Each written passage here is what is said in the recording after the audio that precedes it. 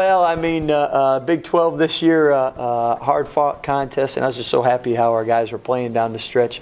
Wanted to cheer them on a little bit. Do you usually have a little monster inside you waiting to break out? There's always a monster inside me, my wife says. I said it was the shoes. Maybe It was the shoes got you pumped up. A little more versatile, Yes. a little more athletic in those shoes. Scott, you go back on the road. Talk about that. You guys have actually had some success at Stillwater. What's the key there? Well, I think as in any Big 12 venue, if you are able to take care of the ball, get high percentage shots, not let the other team really get on runs, that's a way to keep that crowd out of it.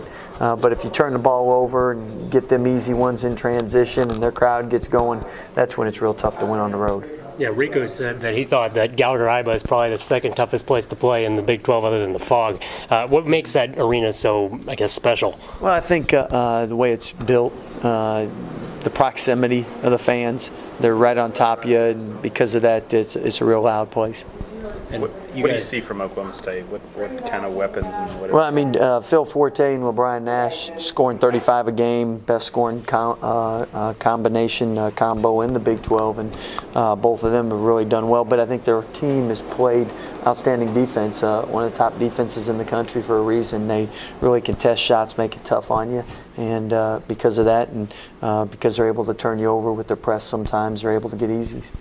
Talk about how tough it is to play there, but I mean, how much better and confident, I guess, does it make it coming off a win like the way you guys had? Not like a 1 or 2 point win, but the way you guys finished. Well, any win gives you confidence. Hopefully, you can build on it. That's what's so tough in the Big 12 is you can't be too high or too low, though, after any game, because if you can't move on to the next game, you're not going to have a chance in that next game. So that's why you have upsets at each and every night.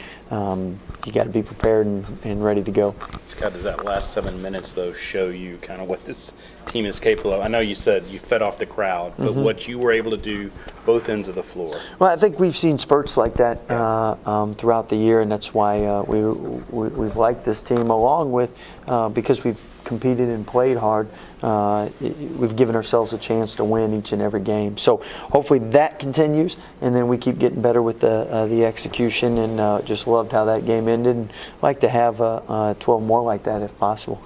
Coach, one of the things that you had going this season is you have so many guys contributing this year. What about the team concept this year? Well, I think whenever you have depth and whenever you have multiple guys stepping up, making plays, it makes it harder to prepare and harder to guard, because going into each and every game, we have several people who are capable of big games. At the same time, I think it shows the togetherness and the great leadership we've had from Royce and Kenny, that it's a team and everybody's worried about the team more than themselves. Scott, part of it was probably the rebounding record, but Rico was named Big 12 Player of the Week. Talk about that. And, anytime you get 28 rebounds in a game, break a 60-year-old record, you deserve Big 12 Player of the Week. And Rico, he's somebody that competes, plays hard each and every night, and really proud and happy for him. Is the balance scoring, is that intentional, or is that the way the team is built, or has that just happened? Or? Well, I think the team atmosphere, the togetherness, the camaraderie. There's not a lot of egos, not a lot of personal agendas. I think it's really about the team, and because of that, each person tries to make their teammate better.